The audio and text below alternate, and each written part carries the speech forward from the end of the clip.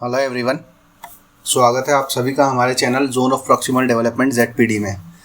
इस चैनल के ज़रिए मैं आपको educational psychology plus special education in दोनों चीज़ों को कवर करूंगा। जैसा कि आप सभी जानते हैं, DSSB अपने नए एग्ज़ाम निकाल चुकी है, जिसके अंदर PRT स्पेशल और TGT स्पेशल दोनों के फॉर्म्स निकल चुके हैं। TGT स्पेशल के फॉर्म लास्ट ईयर भरे गए थे, PRT स्पेशल के फॉर्म भरे जा रहे हैं। उन दोनों का जो सेकेंड पार्ट है, जो पोस्ट स्पेसिफिक पार्ट कहलाता है, मैं इस चैनल के ज़रिए आपकी उस पार्ट की तैयारी कराऊँगा। आज हमारी पहली क्लास है। आज हम सबसे पहले जानेंगे एक्सेप्शनल चिल्ड्रन किसको कहते हैं, किन बच्चों को एक्सेप्शनल चिल्ड्रन कहा जाता है, किस बेसिस पर हम एक बच्चे को एक्सेप्शनल चिल्ड्रन कह सकते हैं, कौन कौन से मॉडल हैं इसके लिए, ICF क्या है, ICIDH क्या है, इन सभी चीज़ों के बारे में हम बात करेंगे। तो शुरू करते हैं पहली क्लास से। What is exceptional children. आज हम इस वीडियो में पढ़ेंगे एक्सेप्शनल चिल्ड्रन क्या होते हैं, कौन कौन से मॉडल्स हैं जिनके बेसिस पर हम बच्चों को जनरल बच्चों से डिफ्रेंशिएट कर सकते हैं, यानी कि कौन से बच्चे को हम स्पेशल बच्चा कहेंगे या स्पेशल चाइल्ड कहेंगे, वो हम किस बेसिस पर कहते हैं। हम उसके 3 मॉडल्स हैं, हम उन मॉडल्स को पढ़ेंगे। उसके बाद हम डेविएशन को पढ़ेंगे कि डेविएशन क्या होती है स्पेशल एजुकेशन की फील्ड के अंदर, डेविएशन कितने तरह की होती है। फिर हम पढ़ेंगे ICIDH 1980 क्या है, क्यों है, इसके अंदर क्या बताया गया है और इससे किस तरीके के सवाल आ सकते हैं पेपर में। इसके बाद हम पढ़ेंगे NCMRR 1993 क्या है, क्यों है, इसके अंदर क्या बताया गया है और इसमें से किस तरीके के सवाल बनाए जा सकते हैं। और इसी तरीके से ICF 2001 जो कि हमारा रिसेंट फ्रेमवर्क है। तो सबसे पहले हम बात करते हैं एक्सेप्शनल चिल्ड्रन की। एक्सेप्शनल चिल्ड्रन वो चिल्ड्रन होते हैं या वो चाइल्ड होता है जो एक नॉर्मल चाइल्ड से, यहाँ नॉर्मल की जगह अगर हम जनरल शब्द यूज़ करें तो ज़्यादा बेहतर होगा, क्योंकि जनरल का मतलब होता है एक बड़ी पॉपुलेशन या एक majority of the population. Exceptional children को पहले मैं अपने आसान लफ्ज़ों में बता दूं कि जो पॉपुलेशन पूरी दुनिया के अंदर एवरेज पॉपुलेशन है, यानी कि जिनका बिहेवियर, जिनका इंटेलिजेंस, जिनका फिज़िक्स सब कुछ एवरेज है, ज़्यादातर का एक जैसा होता है, वही हमारे जनरल बच्चे होते हैं या जनरल लोग होते हैं। जिनका उनसे ज़्यादा होता है वो भी एक्सेप्शनल हैं, जिनका उनसे कम होता है वो भी एक्सेप्शनल हैं। यहाँ पर एक्सेप्शनल चिल्ड्रन की डेफिनेशन है कि an exceptional child is one who deviates from the normal child in mental, physical, emotional and social characteristics to an extent that he requires special educational services. He may far above और extremely below from the average. यानी कि एक exceptional बच्चा वो बच्चा है जो एक नॉर्मल बच्चे से या जनरल बच्चे से दिमागी तौर पर, जिस्मानी तौर पर, इमोशनली, या हम इसको कह सकते हैं इमोशनली या सामाजिक तौर पर, वो बच्चा दूसरों से अलग है। और वो इतना अलग है कि उसको हमें स्पेशल एजुकेशन की सर्विसेज देनी पड़ जाएं। स्पेशल एजुकेशन की सर्विसेज क्या होती हैं? ये वो सर्विसेज होती हैं जो स्पेशली डिज़ाइन की जाती हैं किसी एक पर्टिकुलर ग्रुप के लिए। तो जब हम किसी एक बच्चे को स्पेशल एजुकेशनल सर्विसेज देने लगे हैं, यानी कि उस बच्चे का बिहेवियर इतना अलग था कि हमें उसको जनरल क्लास के बजाय अलग से स्पेशल एजुकेशनल सर्विसेज दी जाने लगी, तो वो बच्चा हमारा एक्सेप्शनल चिल्ड्रन है। ये जो बच्चा कैरेक्टरिस्टिक्स में डिफरेंट है, ये बहुत ज़्यादा अच्छा भी हो सकता है और बहुत ज़्यादा कमज़ोर भी हो सकता है। अब बात करते हैं हम किस किस बेसिस के ऊपर हम बच्चों के अंदर डिफ्रेंशिएशन कर सकते हैं। तो इसके 3 मॉडल हैं, statistical model, medical model, behavioural model. सबसे पहले हमारा स्टैटिस्टिकल मॉडल है। ये हमारा पूरे तरीके से IQ पर बेस्ड होता है। हमारी एक पूरी पॉपुलेशन है, पूरा वर्ल्ड के अंदर लोग हैं, सभी लोगों का IQ एक जैसा नहीं हो सकता, कुछ का कुछ होता है, किसी का कुछ होता है, किसी का कुछ होता है। तो उसके बेसिस पर हम बच्चों के अंदर फ़र्क करते हैं। ये हमारा नॉर्मल प्रोबेबिलिटी कर्व है। इस कर्व के अंदर हमें स्टैंडर्ड डेविएशन दी हुई हैं, 1 standard deviation, 2 standard deviation, 3 standard deviation. ऐसे ही -1 standard deviation, -2 standard deviation, -3 standard deviation. ये जो 0 है ये हमारा मीन है, एवरेज है, मतलब यहाँ पर बिल्कुल बीच का हिस्सा जो है वो ये वाला कहलाता है। अब यहाँ से लेकर स्टैंडर्ड डेविएशन 1 तक प्लस में और स्टैंडर्ड डेविएशन -1 तक, ये दोनों जो एरिया है 34.1%, 34.1%, यानी कि टोटल अराउंड 68%, ये हमारा एवरेज कहलाता है, जनरल पॉपुलेशन कहलाता है, जिसके अंदर पूरी दुनिया की ज़्यादातर आबादी इस हिस्से के अंदर आती है। हमारी पूरी दुनिया में जितनी भी जनसंख्या है उस सबका एक ज़्यादातर हिस्सा इस हिस्से के अंदर आता है, ये 68% है। फिर कुछ बच्चे ऐसे होते हैं या कुछ लोग ऐसे होते हैं जो इन लोगों से ज़्यादा एडवांस होते हैं। वो किसी भी फील्ड में हो सकते हैं। फॉर एग्जांपल रोनाल्डो अच्छा फुटबॉल खेलता है, या किसी की आवाज़ बहुत अच्छी हो सकती है, या किसी की इंटेलिजेंस बहुत अच्छी हो सकती है। स्टैंडर्ड डिविएशन 1 से लेकर स्टैंडर्ड डिविएशन 2 13.6% के अंदर आते हैं। इसके बाद कुछ लोग और होते हैं जो और भी ज़्यादा अच्छे हो सकते हैं, वो स्टैंडर्ड डिविएशन 2 से लेकर स्टैंडर्ड डिविएशन 3 तक आते हैं, जैसे कि हमारे एल्बर्ट आइंस्टीन। फिर उसके बाद बहुत ही रेयर ऐसे होते हैं जो इस स्टैंडर्ड डिविएशन 3 से आगे आते हैं। कुछ बच्चे ऐसे होते हैं जो स्टैंडर्ड डिविएशन -1 से -2 के बीच में आते हैं। ये बच्चे दूसरे बच्चों से पिछड़े होते हैं, या हम इसको कह सकते हैं कि एवरेज पॉपुलेशन से पिछड़े होते हैं। इनकी इंटेलिजेंस हल्की हो सकती है, इनका फिजिक कमज़ोर हो सकता है। फॉर एग्जांपल किसी बच्चे को पोलियो है तो वो इस कैटेगरी के अंदर आएगा, क्योंकि वो जनरली एक एवरेज पॉपुलेशन से कमज़ोर है, और उसका जो है सोशल बिहेवियर कमज़ोर हो दूसरे बच्चों से, मतलब वो दूसरे बच्चों से उतना बढ़िया मिलजुल नहीं पाता हो। जैसे हमारे ऑटिस्टिक बच्चे होते हैं, वो दूसरे बच्चों से इंटरेक्ट करने में उनको थोड़ी दिक्कत होती है। इन जनरल अगर हम बात करें, वैसे तो बहुत सारी अलग अलग कैरेक्टरिस्टिक्स हैं ऑटिज़म की, हम उसकी बाद में बात करेंगे। इस तरीके से -σ2 से लेकर स्टैंडर्ड डिविएशन 2 से लेकर स्टैंडर्ड डिविएशन 3 तक हमारा 2.1 जो है ये थोड़े और ज़्यादा वीक लोग होते हैं, कमज़ोर हम कह सकते हैं, या चैलेंज्ड हम कह सकते हैं, ज़्यादा सही वर्ड चैलेंज्ड है। इसके बाद -3 से लेकर और आगे। इसमें से सवाल आया था कि -2 थीटा से लेकर +2 थीटा तक कितने % लोग होते हैं, तो इसका जवाब 95% था। इसके अलावा आपसे पूछा जा सकता है -1 से लेकर +1 तक कितने होते हैं, तो उसका आपको पता है 68% है। या पूछा जा सकता है 0 से लेकर +1 तक कितना होता है। इस तरीके से कोई भी सवाल बनाया जा सकता है। तो ये हमारा स्टैटिस्टिकल मॉडल था जो हमारा IQ पर बेस्ड था। इसके बाद हमारा अगला मॉडल आता है मेडिकल या बायोलॉजिकल मॉडल। ये पूरा हमारा ऑर्गन बेस्ड है, ये पूरा हमारा मेडिकल कंडीशन बेस्ड है। इस पूरे के अंदर हम बात करते हैं कि बच्चे के या इंसान के या उस पर्टिकुलर व्यक्ति के अंदर क्या दिक्कत है जो मेडिकली डिफाइन की जा सके। जैसे हो सकता है उसके डिफेक्टिव जीन्स हों जिसकी वजह से उसके अंदर कोई बिहेवियर में या उसके फिजिकल एस्पेक्ट्स में कोई चेंज आए हों, जो कि प्लस में माइनस में दोनों हो सकते हैं। या हो सकता है कोई क्रोमोसोमल एबनॉर्मेलिटी हो, या हो सकता है कोई कंजेनिटल या एक्वायर्ड डेफिशिट कमज़ोरी उसके अंदर हो, या डेफिशिट को हम या कह सकते हैं कोई एक्स्ट्रा पार्ट उसका हो या कोई कमज़ोर हो। जैसे फॉर एग्जांपल ऋतिक रोशन की 6 उंगली हैं, तो वो उसका एक कंजेनिटल डेफिशिट है। तो इस तरीके से मेडिकल बायोलॉजिकल मॉडल के अंदर हम लोगों को इस बेस पर एक दूसरे से अलग करते हैं कि वो एक जनरल पॉपुलेशन के जैसे दिखते हैं या नहीं। अगर वो दिखते हैं तो वो जनरल पॉपुलेशन में आते हैं, अगर उनके अंदर कोई भी चीज़ कम या ज़्यादा है तो वो हमारे एक्सेप्शनल मॉडल में आ जाते हैं, एक्सेप्शनल चिल्ड्रन में आ जाते हैं। फॉर एग्जांपल अगर किसी की एक टांग होगी तो वो मेडिकल मॉडल के अंतर्गत एक कमज़ोर बच्चा या जनरल पॉपुलेशन से अलग माना जाएगा। इसके बाद तीसरा मॉडल हमारा बिहेवियरल मॉडल आता है, इसको हम सोशल मॉडल भी कहते हैं। इसके अंदर हम बच्चे के या इंसान के बिहेवियर के बेसिस पर उन लोगों में फ़र्क करते हैं। जैसे कि उसका बिहेवियर एक सोसाइटी के नॉर्म्स के अकॉर्डिंग होना चाहिए। एक इंसान है, वो अपनी सोसाइटी के नॉर्म्स के अकॉर्डिंग बिहेवियर नहीं कर पाता। जैसे हम समाज में जब एक बच्चा स्कूल जाता है तो वो दोस्त बनाता है, दोस्तों से मिलता जुलता है, बातें करता है, दिन में अपना दोस्तों के साथ गुजारता है, खुश होता है, खेलता कूदता है। लेकिन एक बच्चा है, वो स्कूल जाता है, वो ये सब काम नहीं करता, वो जाकर अपनी डेस्क पर बैठ जाता है और शाम को वहीं से उठकर आ जाता है, उसने क्लास में कुछ सीखा भी नहीं। तो वो बच्चे का बिहेवियर डिफरेंट है, तो उसको हम इस मॉडल के अंतर्गत जनरल पॉपुलेशन से अलग मानेंगे, उसको हम एक्सेप्शनल में रखेंगे। या फिर बच्चा अपना एज अप्रोप्रिएट बिहेवियर ना दे। फॉर एग्जांपल एक 15 साल का लड़का है जो कि एक 3 साल के बच्चे की तरह या 5 साल के बच्चे की तरह बिहेव करता है, तो वो भी एक एक्सेप्टेबल बिहेवियर नहीं है, अप्रोप्रिएट बिहेवियर नहीं है। तो उसके बेसिस पर हम उसको एक्सेप्शनलिटी के अंदर रखेंगे। इसके बाद डेविएशन क्या होती है, विचलन इसको हिंदी में कहा जाता है। ये होता है कि हमारी जो जनरल पॉपुलेशन है उससे कितना ज़्यादा बिखरा हुआ है, कितना ज़्यादा दूर है। फॉर एग्जांपल एक पर्टिकुलर लाइन है या एक पर्टिकुलर एरिया है, जिस एरिया के अंदर जनरल पॉपुलेशन पड़ती है, तो उस एरिया से वो कितना ज़्यादा बाहर है, तो वो उसका डेविएशन कहलाता है। जैसे हमने अभी पीछे बात की थी कि -1 से लेकर +1 तक एक जनरल पॉपुलेशन है। अब वो कितना बाहर है, वो +1 के कितना इधर है राइट साइड में, या -1 के कितना लेफ्ट साइड में है, ये डेविएशन कहलाता है। डेविएशन हमारी 3 तरह की होती है। सबसे पहले पॉजिटिव डेविएशन है, जिसके अंदर बच्चा जनरल पॉपुलेशन की जगह राइट साइड में चला जाता है, जिसमें उसके अंदर कुछ एक्स्ट्रा एबिलिटीज़ आ जाती हैं। जैसे कि रोनाल्डो जो है वो अच्छा फुटबॉल खेलते हैं, और ये हमारे एल्बर्ट आइंस्टीन है, उनका इंटेलिजेंस बहुत अच्छा था।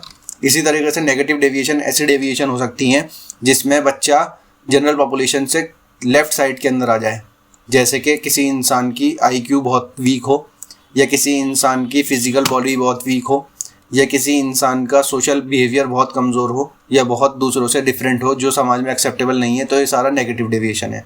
इसके बाद मल्टीपल डेविएशन आता है। मल्टीपल डेविएशन के अंदर 3 तरह के सब डेविएशंस हैं। सबसे पहले मल्टीपल पॉजिटिव डेविएशन। इसके अंदर बच्चे में एक से ज़्यादा पॉजिटिव डेविएशन हो सकते हैं। फॉर एग्जांपल वो अच्छा फुटबॉल प्लेयर भी हो और साथ में अच्छा उसका इंटेलिजेंस भी हो, या वो हो सकता है अच्छा इंटेलिजेंस हो साथ में उसके अंदर खूब क्रिएटिविटी भी हो, साथ में उसमें लीडिंग क्वालिटी भी हो, तो ये मल्टीपल पॉजिटिव डेविएशन हो गई। इसी तरीके से मल्टीपल नेगेटिव डेविएशन होती है। इसके अंदर बच्चे के अंदर एक से ज़्यादा चैलेंजेस होते हैं। फॉर एग्जांपल कोई बच्चा इंटेलेक्चुअली उसका इंटेलेक्चुअली कमज़ोर भी है, उसका IQ हल्का है, साथ में हो सकता है उसको पोलियो हो या उसको सेरेब्रल पाल्सी हो। इसी तरीके से मल्टीपल मिक्स डेविएशन हो सकती है, जिसके अंदर बच्चे को पॉजिटिव नेगेटिव एक साथ हो सकती हैं। फॉर एग्जांपल बच्चे को जो है सेरेब्रल पाल्सी हो लेकिन उसका इंटेलिजेंस या IQ बहुत ज़्यादा स्ट्रांग हो, जैसे कि हमारे स्टीफन हॉकिंस थे। उनको फिजिकली डिसेबिलिटी थी साथ में, लेकिन उनका इंटेलिजेंस बहुत हाई था, तो ये मल्टीपल मिक्स डेविएशन हो गया।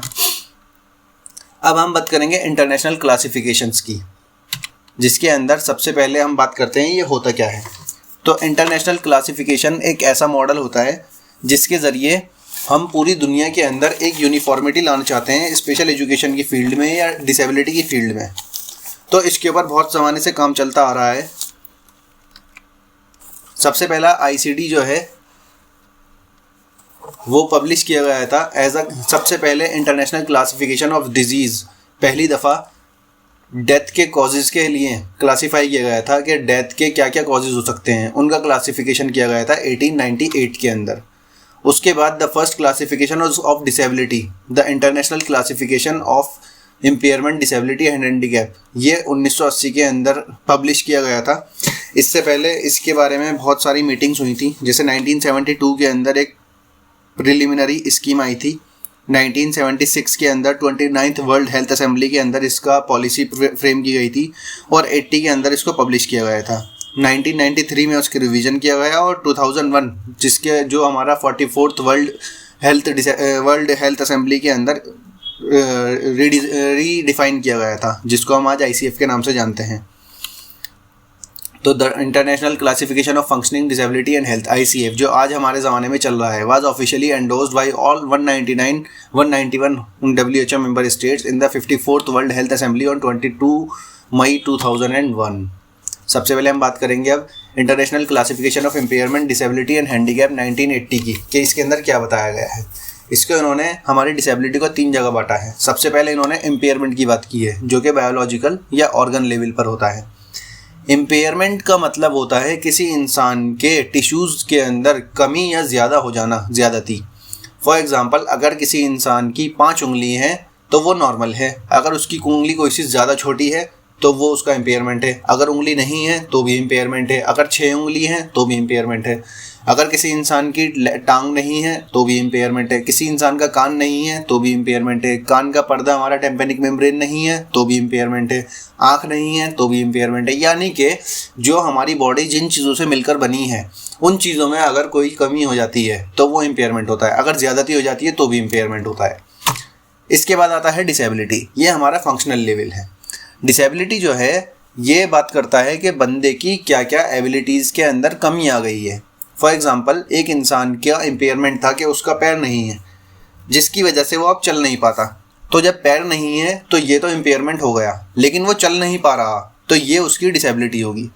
ऐसा ज़रूरी नहीं है कि हर इम्पेयरमेंट की वजह से डिसेबिलिटी हो। फॉर एग्ज़ाम्पल किसी इंसान का पिन्ना नहीं है कान का, जो हमारे बाहर कान का नज़र एरिया हिस्सा या जो हमारे कान के बाहर का हिस्सा नज़र आता है उसको पिन्ना कहते हैं, अगर वो नहीं है तो ये एक इम्पेयरमेंट है। लेकिन इसका मतलब ये नहीं है कि वो बच्चा या इंसान सुन नहीं पाएगा, तो उस बंदे के अंदर इम्पेयरमेंट तो है, डिसेबिलिटी नहीं है। उम्मीद करता हूँ आपको इम्पेयरमेंट और डिसेबिलिटी में फ़र्क समझ में आ गया होगा। इसके बाद बात आती है हैंडीकैप की। ये पार्टिसिपेशन या समाज के लेवल के ऊपर होता है। फॉर एग्ज़ाम्पल किसी इंसान का पैर नहीं था, ठीक, ये तो उसका इम्पेयरमेंट हो गया। अब वो उस पैर ना होने की वजह से सही तरीके से चल नहीं सकता, तो ये इसकी डिसेबिलिटी हो गई। लेकिन उस ना सही तरीके से चल पाने की वजह से उसको हम समाज के अंदर पार्टिसिपेशन करने में उसे दिक्कत आ रही है, वो रेस में हिस्सा नहीं ले सकता, वो पुलिस में भर्ती नहीं हो सकता, वो कोई ऐसा स्कीइंग नहीं कर सकता फॉर एग्जांपल, तो ये सारा उसका हैंडीकैप हो जाएगा। ठीक है, तो हैंडीकैप हमारा समाज के लेवल पर होता है। समाज में बंदा जब पार्टिसिपेट नहीं कर पाता किसी भी डिसेबिलिटी की वजह से तो वो हैंडीकैप होता है। जब बंदा किसी इम्पेयरमेंट की वजह से कोई फंक्शन नहीं कर पाता तो वो डिसेबिलिटी होती है। और जब किसी बंदे में कोई किसी भी तरीके के टिश्यू लेवल पर कमी होती है, ऑर्गन लेवल पर कमी होती है या ज़्यादती होती है तो वो हमारा इम्पेयरमेंट होता है।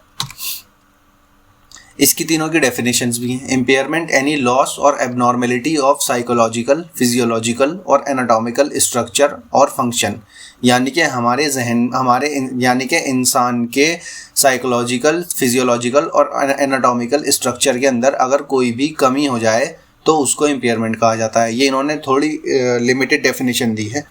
फिर उसके बाद डिसेबिलिटी है एनी रेस्ट्रिक्शन और lack resulting from an impairment of ability to perform an activity in the manner or within the range considered normal for a human being। एक इंसान की ह्यूमन का एक बिहेवियर होता है जो कि एक अंदाज़ा लगाया जा सकता है कि एक पर्टिकुलर इंसान इस एज के अंदर कैसा बिहेवियर दिखाएगा। या चलना इंसान का एक बिहेवियर है, दौड़ना इंसान का एक बिहेवियर है। एक बच्चा या एक इंसान जब किसी इम्पेयरमेंट की वजह से वो सारे बिहेवियर ना कर पाए जो एक नॉर्मल इंसान कर लेता है तो उसको डिसेबिलिटी कहते हैं। अ डिसएडवांटेज, इसके बाद हम बात करते हैं हैंडीकैप की। A disadvantage for a given individual that limits और prevents the fulfilment of a role that is normal.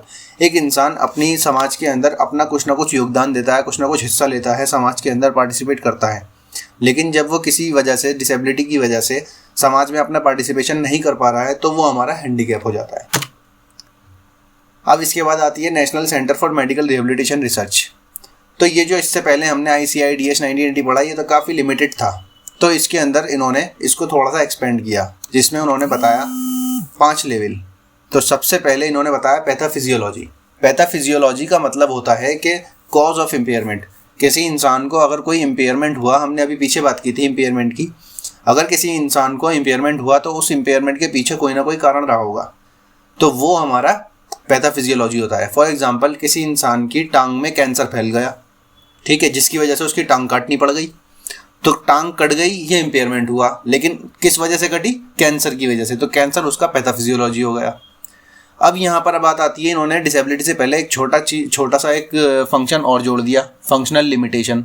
तो फंक्शनल लिमिटेशन का मतलब होता है किसी भी ऑर्गन का फंक्शन। फॉर एग्जाम्पल, हमारी आँख है, आँख का फंक्शन है देखना, ठीक है, कान है, कान का फंक्शन है सुनना, पैर है, पैर का फंक्शन है चलना या दौड़ना, कुछ भी कह सकते हैं हम। तो यहाँ पे इन्होंने ये बढ़ाया है कि इम्पेयरमेंट की वजह से फंक्शनल लिमिटेशन होती है। फॉर एग्जांपल, किसी इंसान की आंख नहीं है तो उससे फंक्शनल लिमिटेशन होगी, वो देख नहीं पाएगा। अब उस ना देख पाने की वजह से बहुत सारी तरह की डिसेबिलिटी हो सकती हैं, यानी कि जैसे उसको चलने में दिक्कत होगी, वो लिख नहीं सकता, वो कलर्स में फ़र्क नहीं कर सकता। तो ये सारी अलग अलग तरह की डिसेबिलिटी उस एक ना देखने की वजह से आई। फिर उन सारी डिसेबिलिटीज़ की वजह से कहीं ना कहीं उसका समाज के अंदर सोसाइटल लिमिटेशन हो जाएगा, वो पार्टिसिपेट नहीं कर पाएगा। तो यहाँ NCMRR ने इसको 3-5 जगह एक्सप्लेन किया था, ये अमेरिकन इंस्टीट्यूट है। फिर इसके बाद हमारा आता है ICF 2001। अब ये ICF 2001 क्यों है? सबसे पहले तो वही बात, to provide a scientific basis for consequences of health condition. किसी इंसान की कोई पर्टिकुलर हेल्थ कंडीशन है, उसके जो भी नतीजे हो सकते हैं उसका एक साइंटिफिक बेसिस देना। To establish a common language to improve communication, पूरी दुनिया के अंदर एक यूनिफॉर्मिटी आ जाए, कॉमन लैंग्वेज डेवलप हो जाए स्पेशल एजुकेशन की फील्ड में। To permit comparison of data across countries, health care, discipline, services and time, पूरी दुनिया के अंदर जो भी डेटा आता है अलग अलग कंट्रीज़ का, उनको कंपेयर किया जा सके। To provide a systematic coding scheme for health information system, तो एक कोड बनाए जा सकें एक पर्टिकुलर हेल्थ स्टेटस के लिए, कि फॉर एग्जांपल कोई बंदा सेरेब्रल पाल्सी का है तो उसके अंदर बहुत सारी तरह की कंडीशन हो सकती हैं, तो उन सारी कंडीशंस को अलग अलग कोड देना, ये इसका टारगेट रहा था। अब हम बात करते हैं इसके अंदर इन्होंने बताया क्या। इन्होंने ICF 2001 के ज़रिए ICIDH को बिल्कुल चेंज कर दिया। इसके अंदर इन्होंने बताया है कि हर चीज़ एक दूसरे से जुड़ी हुई है। सबसे पहले होता है हमारा हेल्थ कंडीशन, जिसको हमने पीछे पैथोफिजियोलॉजी कहा था। कोई डिसऑर्डर या डिजीज़ हो सकती है, कोई कैंसर है या कुछ भी हो सकता है ये। तो इसकी वजह से क्या होता है, बॉडी फंक्शन एंड स्ट्रक्चर अभी हमने पीछे बात की, जो हमारा इम्पेयरमेंट एंड फंक्शन था कि आँख नहीं है, ये इम्पेयरमेंट हो गया, फंक्शन उसका देखना था, वो हमारा सेकंड पार्ट में आ जाएगा।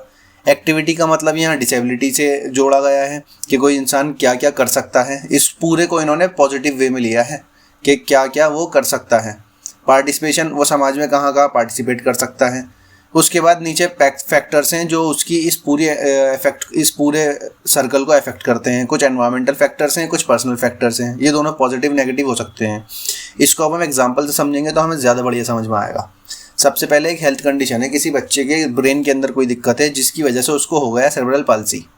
अब सेरेब्रल पाल्सी से बॉडी फंक्शन और स्ट्रक्चर में क्या फ़र्क आएगा? बॉडी फंक्शन और स्ट्रक्चर के अंदर ये आएगा कि उसकी बॉडी अकड़ जाती है। अब यहाँ पर हम बात करें कि किसी इंसान के सेरेब्रल पाल्सी के अंदर हो सकता है उसको डायप्लेजिया हो सकता है उसको क्वाड्रुप्लेजिया हो सकता है उसको हेमीप्लेजिया हो। तो ये सारे अलग अलग हैं। ये जब हम सेरेब्रल पाल्सी की बात करेंगे तब हम इसको भी एक्सप्लेन करेंगे। तो किसी इंसान की हाफ बॉडी काम करती है लेफ्ट साइड की, और किसी इंसान की हाफ बॉडी काम करती है, तो है तो दोनों सेरेब्रल पाल्सी, लेकिन दोनों के स्ट्रक्चर, दोनों की नीड्स, दोनों के फंक्शंस में बहुत फ़र्क होगा। तो वो फ़र्क जो है वो एक्टिविटी के अंदर नज़र आएगा कि जो बच्चा दोनों पैरों से माजूर है वो व्हील चेयर पर बाउंड रहेगा, लेकिन जो बच्चा हाफ बॉडी से माजूर है हो सकता है वो बैसाखी वगैरह लेकर चल सकें। दोनों का पार्टिसिपेशन भी अलग अलग हो जाएगा। जबकि पीछे वाले जो मॉडल्स थे उनके अंदर सेरेब्रल पाल्सी एक अलग कंडीशन थी कि भाई सेरेब्रल पाल्सी का बच्चा है, क्लियर कर दिया उन्होंने, लेकिन यहाँ पे इन्होंने उसको आगे फर्दर एक्सप्लेन किया है कि सीपी का अगर बच्चा है तो उसको किस तरीके की दिक्कतें हैं। अब यहाँ पर एनवायरमेंटल फैक्टर्स के उसको स्कूल की बिल्डिंग है उसके फॉर एग्जांपल वहाँ पे रैंप वगैरह हैं तो ये उसको पॉजिटिवली फैसिलिटेट करते हैं। या कोई दूसरा बच्चा है वहाँ की सड़क ही बहुत ख़राब है तो उसको नेगेटिवली वो अफेक्ट करता है। इसी तरीके से पर्सनल फैक्टर हैं कि किसी बच्चे के अंदर घर वाले जो हैं उसके बहुत कोऑपरेटिव हैं तो बच्चे के अंदर जो है मोटिवेशन, इंट्रिंसिक मोटिवेशन होगा, वो अपनी डिसेबिलिटी से लड़ने के लिए तैयार होगा, तो वो बच्चा ज़्यादा अच्छा परफॉर्म करेगा। एक बच्चा है उसके घर वाले उसको ज़्यादा ध्यान नहीं देते तो वो नेगेटिवली अफेक्ट होगा। अब इसको हम दोबारा पूरे को समझते हैं कि एक बच्चा सीपी का है और दूसरा बच्चा भी सीपी का है, दोनों की सेम कंडीशन है, सेम बॉडी स्ट्रक्चर है, सेम एक्टिविटी है, सेम पार्टिसिपेशन है, सेम एनवायरमेंटल फैक्टर हैं, लेकिन पर्सनल फैक्टर दोनों के अलग हैं। एक बच्चा हाईली मोटिवेटेड है, एक बच्चा बिल्कुल डीमोटिवेटेड है। तो हम देख सकते हैं कि इस खाली पर्सनल फैक्टर वाले एरिया का पूरी हेल्थ कंडीशन के ऊपर, पूरे सर्कल के ऊपर इसका फ़र्क नज़र आएगा। तो यही हमारा ICF 2001 बताता है कि हमें बच्चों की ओवरऑल फंक्शनिंग को देखना है, ना कि उसकी एक पर्टिकुलर हेल्थ को या पर्टिकुलर इशू को या पर्टिकुलर इम्पेयरमेंट को या उसकी एक्टिविटीज़ को, बल्कि उसके पूरे ओवरऑल हेल्थ कंडीशन को मेजर करना है और फिर उसको हमें कोई पर्टिकुलर कोड देते हैं। इस तरीके से हमारी आज की क्लास के अंदर हमने बात की कि एक्सेप्शनल चिल्ड्रन क्या होते हैं और इसको किस किस मॉडल के ज़रिए एक्सप्लेन किया गया है और कौन कौन से मॉडल्स हैं हमारे पास जो WHO ने प्रोवाइड किए हैं बच्चों की हेल्थ कंडीशन को स्पेसिफाई करने के लिए। आपसे नेक्स्ट वीडियो में मिलेंगे जिसके अंदर हम लॉज एंड एक्ट्स के बारे में डिटेल्ड स्टडी करेंगे जो कि हमारे DSSB के एग्ज़ाम में आ सकती है। Thank you.